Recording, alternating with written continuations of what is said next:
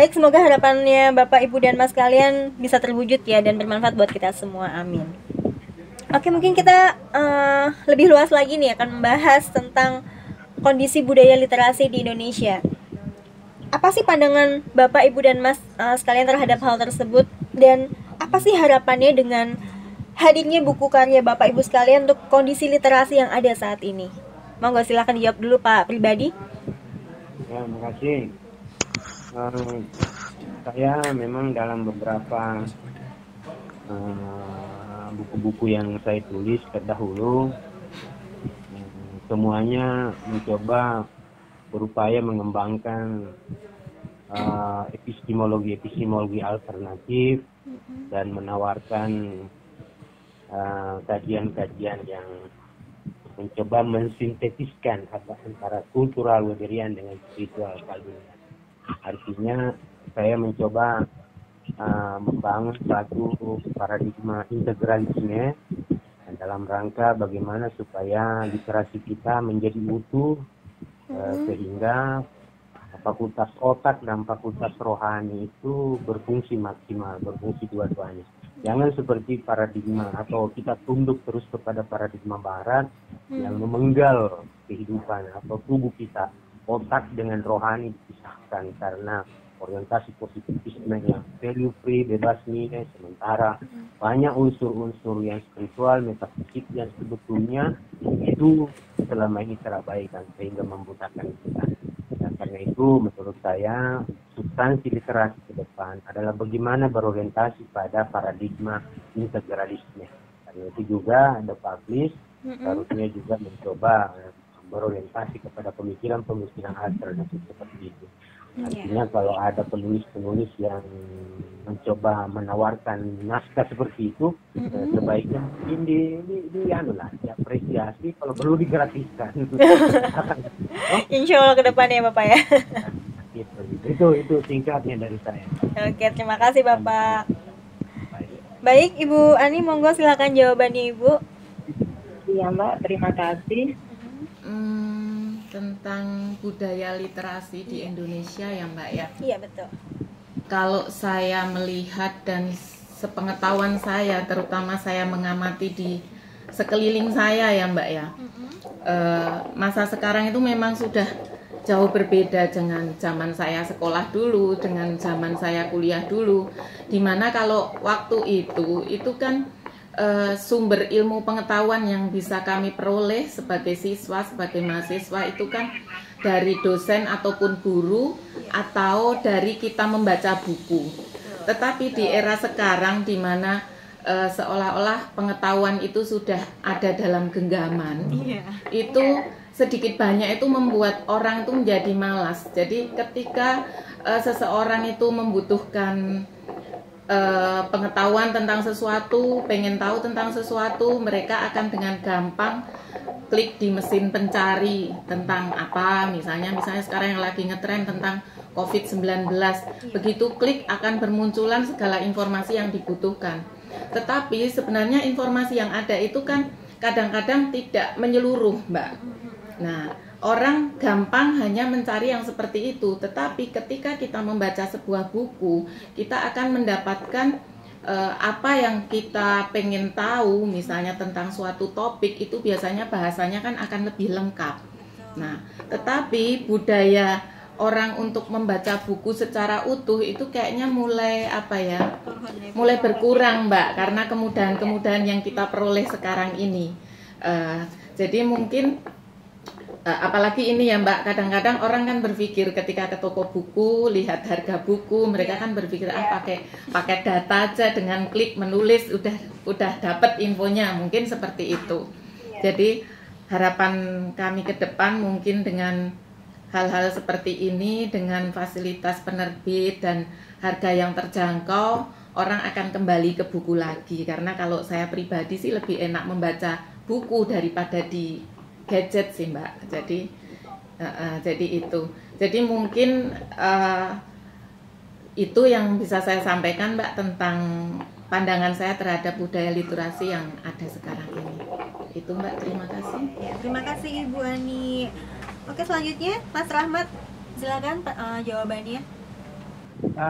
Untuk jawaban saya dari segi budaya literasi, jika kita tinjau secara umum, memang untuk budaya literasi di Indonesia itu masih bisa dikatakan tertinggal dengan budaya-budaya negara-negara barat pada umumnya, yang mana mereka banyak menghabiskan waktu mereka dengan membaca. Akan tapi dengan kecanggihan teknologi saat ini, sepertinya kita tidak bisa lagi untuk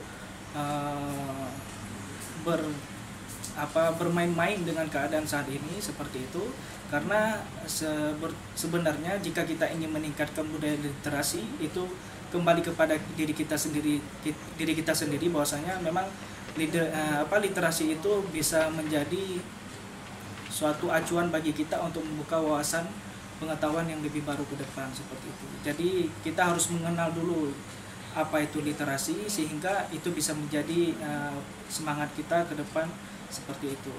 Jadi jika saya tinjau dari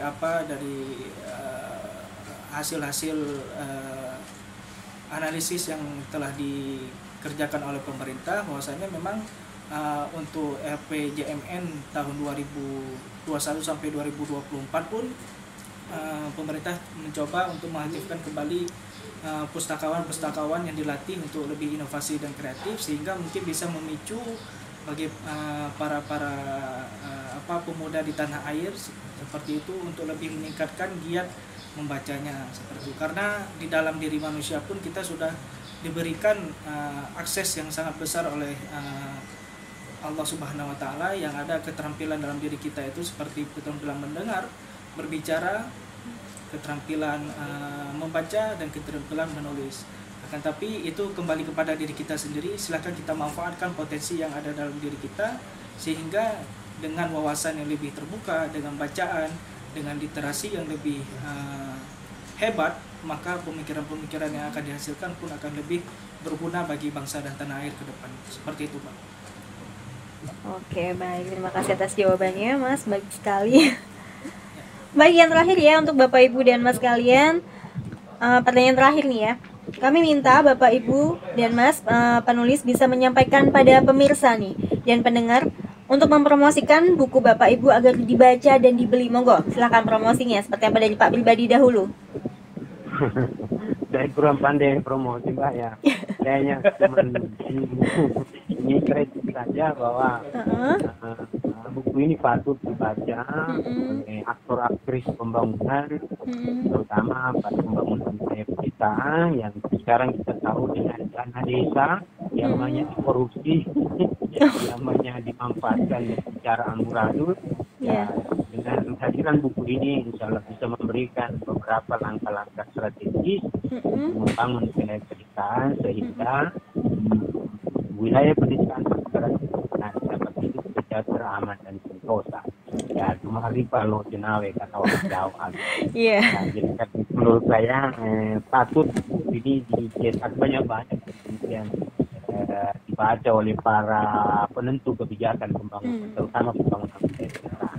Itu aja, Mbak, menurut saya. Oke. Baik, Pak, terima kasih. Monggo Ibu Ani silakan mempromosikan bukunya, Bu. Iya, terima kasih, Mbak. Sama dengan Pak pribadi, sebenarnya nggak pandai promosi. Oke. Ya, tapi saya pikir buku saya ini layak untuk dibeli, terutama bagi anak-anak SMK maupun mahasiswa teknik, arsitek, sipil, bahkan oleh orang-orang pribadi, karena saya buku ini saya susun dengan detail dan sistematis dan dengan bahasa yang mudah dipahami. Jadi akan bisa membantu dan menuntun para mahasiswa maupun siswa ketika mereka harus melakukan perhitungan rencana anggaran biaya bangunan. Saya rasa itu, Mbak, yang bisa saya sampaikan. Terima kasih. Terima kasih Ibu Ani. Monggo Mas Rahmat, silakan dipromosikan bukunya. Untuk masalah promosi ini harus belajar dulu teknik marketingnya seperti itu. Tapi saya coba. Boleh. Tapi saya coba untuk mempromosikan buku saya ini. Saya harapkan kepada seluruh individu yang berkecimpung dalam dunia pendidikan sekiranya dapat membaca hasil karya tulis yang saya publikasikan ini, yang mana yang saya harapkan hasil tulisan saya ini dapat menjadi perantara atau sebagai suatu formula yang dapat kita jadikan suatu rumusan untuk menatap bagaimana merumuskan suatu bentuk supervisi yang baik di masa yang depan seperti itu. Jadi ketika ada kesinambungan pemikiran, ada yang satu pola pemikiran yang sama antara guru, antara kepala sekolah ataupun antara masyarakat untuk mengembangkan dunia pendidikan, itu nantinya akan sangat bermanfaat bagi para individu peserta didik yang kita ajarkan. Jadi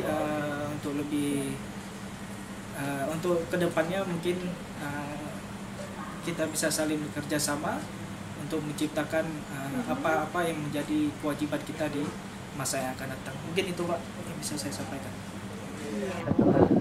Oke, terima kasih Mas Rahmat atas jawabannya. Sebagai informasi tambahan, buku ini bisa juga dibeli di website resmi kami di Dipublish ya. Oke, bisa juga diakses di marketplace, dan untuk buku digitalnya bisa di Google Books, Gramedia Digital, Kubuku melalui aplikasi Walang dan Moco.